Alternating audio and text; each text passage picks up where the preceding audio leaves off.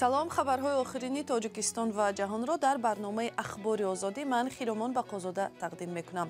имрӯз ҷумъа 2 сентябр аст. Таваҷҷӯҳ кунед ба мавзӯъҳои барнома. дуконҳои фурӯши адабиёти динӣ назди масҷиди марказии Душанбе баста шуданд.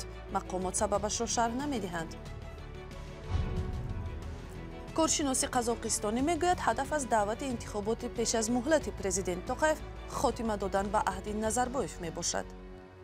این یک نوع پیام به غرب و مردم کشورش است که او از پی اصلاحات است و این اصلاحات را خودش انجام خواهد داد. و با دنبال آن صحبت داریم با شهریه احتمزاد، شاعره تاجیک، مؤلف متن کورته چیتی قلمی که امروز 70 سالگیش را تجلیل میکند. بزرگترین نقطه فروش ادبیات دینی در شهر دوشنبه بسته شده است. مقامات تا حال نمیگویند سبب بسته شدن چندین دکان کتاب فروشی در نزد مسجد مرکزی دوشنبه چیست؟ ساکنان گفتند تا این دم ادبیات دینی را اساساً از همینجا دسترس میکردند. ادامه موضوع در گزارش مولا رجب یوسفی و برات یوسفی. درهای این دکان‌های کتاب فروشی نزد مسجد مرکزی دوشنبه بیشتر از 3 هفته باز بسته است. پشت درهای دکان‌ها که کتاب و دستورالعمل‌های دینی می‌فروختند، مهر ریاست اتحادیه‌های دینی کمیته دین زده شده است. در کمیته حاضر نشدند سبب بستن دکان‌ها را شرح دهند، اما یک مسئول این اداره بدون ذکر نامش تصدیق کرد که بدر این دکان‌ها ماه گذشته بعد یک سنجش مشترک چند نهاد مهر زدند.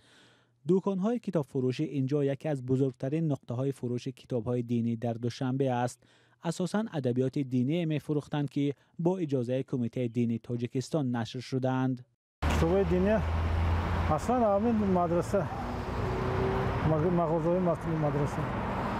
چه کتاب‌ها را اونجا میشد یافتن؟ کتاب‌های دینی اصلاً قرآن، کتاب‌های مسئله، کتاب‌های حدیث پیشتر گرفته میشد. حاضر راستی که نمیدونم. کتاب‌ها را دولتی که بعد بزرگ کاربرد میره هم کتاب‌ها هم چی هستن اونجا.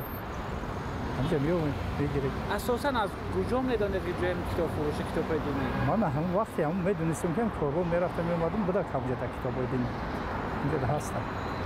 پیش مسجد مرکزی چه؟ پیش مسجد هم هستن. بیایید دسترس کرده میشه. مثلا ضرور است مغازه کتاب‌های دینی بودن یا نه؟ البته ضرور است. چی ضرورت داره؟ آخه اگه چیزی نمیفهمیدگی تا میفهمی. خوب نیست. اگه کتاب‌های دینی مثال همین مسجد کتاب قرآن است میخونیم خیلی ضروری بعد نیست برای آیا ضرور است که چند مغازه فروش کتاب‌های دینی باشد؟ که باشد چقدر قاعده‌ای باشه. یک مثلا همه دولت مثلا همین دولت که میخوان خیلی کتاب‌ها هسته چیزای باید نفروشنده مثلا زیر نظارت باشه با خوبایده مثلا همه مثال به چی میگیره مثال چی میگن به جنجال بگیری خواندن میگیره اگه اون کشمیر مثلا دخالت نمیکنه. این بار اول نیست که برای فروش ادبیات دینی در کشور مشکلی پیش می آید. اول امسال مقامات اجازه ندادند که یک صاحبکار به کشور 13 دانه کتاب قرآن وارد کند. مقامات گفتند او قبلا باید اجازه می گرفت. سازمان‌های حامی حقوق بارها حکومت تاجیکستان را برای محدود کردن آزادی‌های دینی مردم و مانع شدن به اجرای رسم و رسوم مذهبی تنقید کردند. مقامات تنقیدها را قبول ندارند و میگویند برای پیشگیری از افراطگرایی در کشور تدبیر می‌اندیشند. و حالا یک آگاهی چوپان‌های وادی یغناب از ماه می تا سپتامبر با چرای مال مشغولند. کار آنها پرخطر است. از سوی آفت‌های طبیعی، از طرف دیگر حیوانات درنده گور، گروباه و خرس برای بز و گوسفندانشان تهدیدی جدی می باشد. یک روزی کار و زندگی چوپان‌های تاجیک را در مستند 10 مرده تماشا کنید که همکارانم مولا رجب یوسفی و فرزان محمدی برداشتند. این فیلم روزهای استراحت در وبسایت رادیوی آزادی نشر می شود.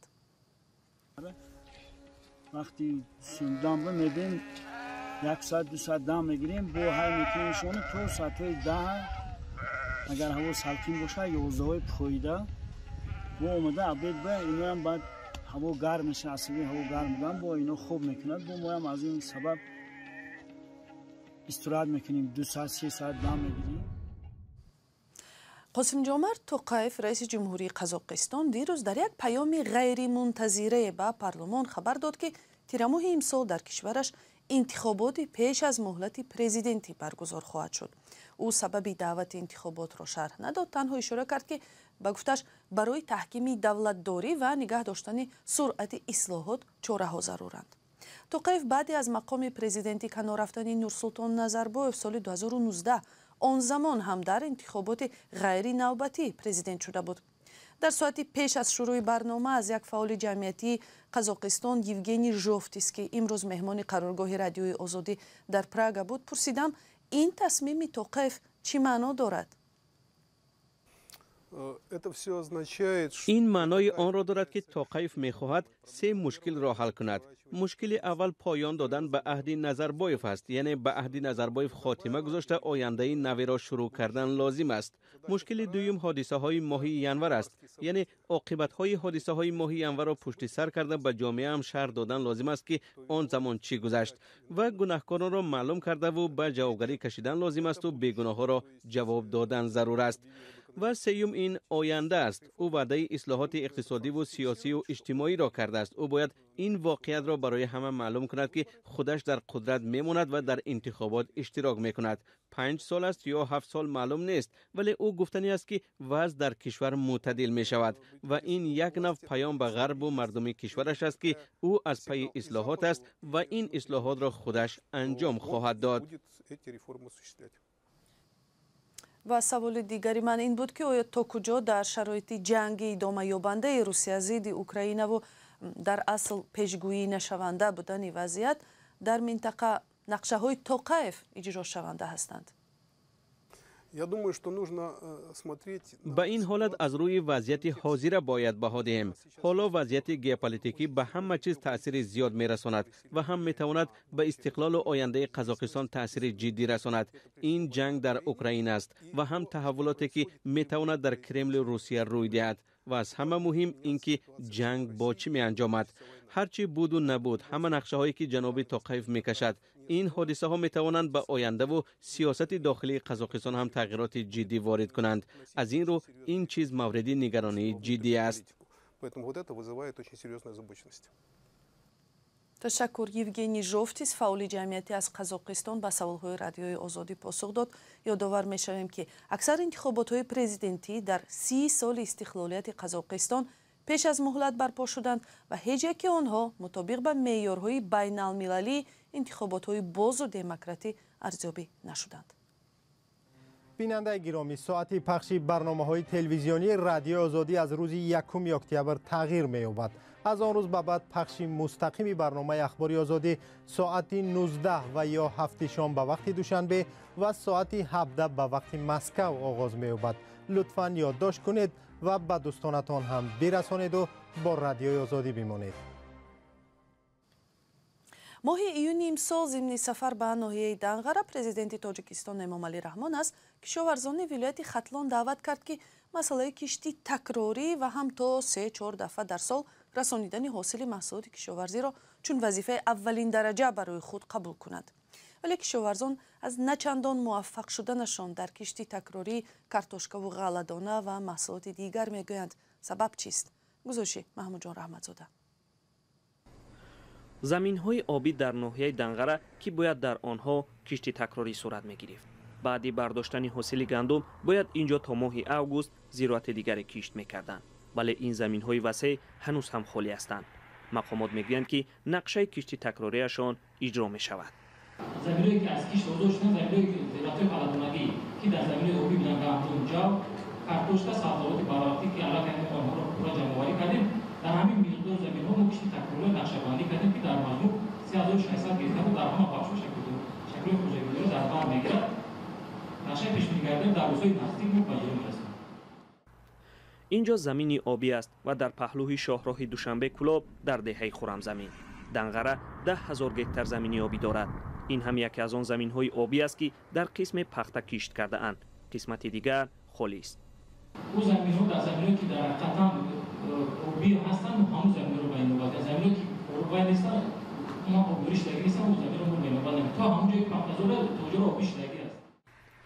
азбаски тоҷикистон заминҳои кишти зиёд надорад ва худро ба маҳсулоти кишоварзӣ таъмин карда наметавонад, ҳар сол роҳбарони кишвар аз деҳқонон мехоҳанд баъди бардоштани ҳосили аввал зироати дигаре кишт кунанд. бахусус дар вилояти хатлон, бузургтарин вилояти кишоварзии тоҷикистон, аммо на ба ҳама муяссар мешавад ки дар як сол ду ҳосил бигиранд. сабабаш ҳам ҳавои хушку норасои об будааст. заминҳое ки об доранд, заминҳое ки доранд ба ягон харид об гирифта намешавад, бас фурӯш карда дар ин заминҳое ки харид харитан муддат километр об дора об ёфта кӯноби деҳаи тепа мегирад, умуман кишти якам даҷа намешавад. ҳамчи фурӯш кард ки шабакаҳои давлатии телевизионӣ пайваста аз кишти такрориву ҳосили дуввум таърифу тавсиф мекунанд, вале заминҳои холӣ дар хатлон чизи дигар мегӯянд. ба ин суол ки чаро кишти дубора кам аст, мақомот як ҷавоб доранд ки об барои парвариш намерасад. мутахассисон мегӯянд худи деҳқонон медонанд ки баъди бардоштани ҳосили аввал метавонанд зироати дигаре кишт кунанду фоида бигиранд. агар об бошаду давлат ҳам ба ҷои дастуру насиҳат ба онҳо кӯмаке кунанд. имрӯз шоира Шаҳрия Аҳтамзод, ки ӯро яке аз самимитарин суханварони имрӯзи тоҷик меноманд, 70 сола шуд. Шаҳрия Аҳтамзод дар рушди шеъри замонавии занона нақши муҳим мебозида, бисёриҳо намунаҳои ашъорашро аз таронаҳои овозхонҳои тоҷик мисли суруди Куртаи Чити қаламӣ дар иҷрои Малика Саидова хуб медонанд. Шаҳрия Аҳтамзод дар як суҳбате бо ҳамкоронам Сарвинози Рӯҳулло ва Шаҳлои Абдулло дар бораи зиндагӣ, шеър ва дидгоҳаш ба вазъи имрӯзаи кишвар баён кард. чанд сол аст ки шеър мегӯед ва оё он чизе ки умед доштед ки бо шеър ба дили хонанда бирасед муваффақ шудед? медонед, ман аслан чанд сол, яъне ман дар шеър аслан ки ҳамин шоирӣ баъзан ман фикр мекунам ки ин як чизи аҷибе аст ки хоҳед нахоҳед агар дар вай бошад дар дили инсон ӯ берун мешавад.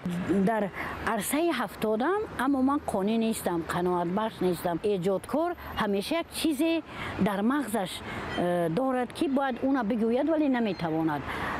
фикр мекунад ки пагоҳ шавад хушрӯйтар мегӯям, аммо ман ҳар рӯз пагоҳ мешавад ҳечи гуфта наметонам.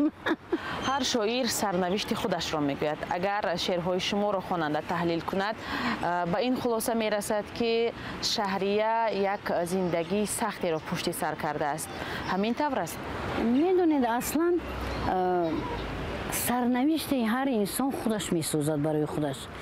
ва ман ҳар чӣ ки дар сарнавиштам дард дидам, ранҷ дидам, азоб дидам, бештар бо гуноҳи худи ман аст, ки камтар инсони саросима ҳастам,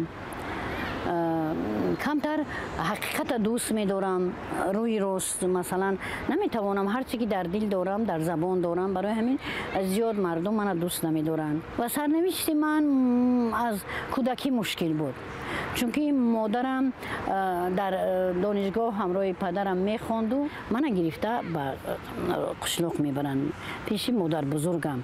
ин чизҳо буд ки албатта дар зиндагии ман нақши хеле доғ гузоштанд. бинандагони азиз, ин як пораи мусоҳибаи Шаҳрия Аҳтамзод буд ва шакли пурраи суҳбати шоираро дар вебсайти Радиои Озодӣ ва ё ҳамин канали Озодӣ видео дар YouTube тамошо кунед. мақомот дар Иёлоти Муттаҳидаи Амрико мегӯянд ки аз 1 октябр шеваи қабули паноҳҷӯёни афғонистониро дар қаламрави худ тағйир медиҳанд ва аз роҳи нисбатан осонтар талош мекунанд шумори бештари ин гурӯҳи паноҳҷӯёнро дар хоки худ ҷой диҳанд. баъди сари қудрат омадани Толибон дар Афғонистон ва фирори бебандубори мардум аз ин кишвар, дар хоки Амрико 86 000 афғонистонӣ сарпаноҳ ёфт. ва хабарҳои бештар аз инро дар сомонаи Радиои Озодӣ ва шабакаҳои иҷтимоии Facebook, Одноклассники, Twitter пайдо кунед ва ҳам фаромӯш накунед ки ба сайти Озодӣ видео дар YouTube саре бизанед то гузоришҳои охирро дарёфт кунед.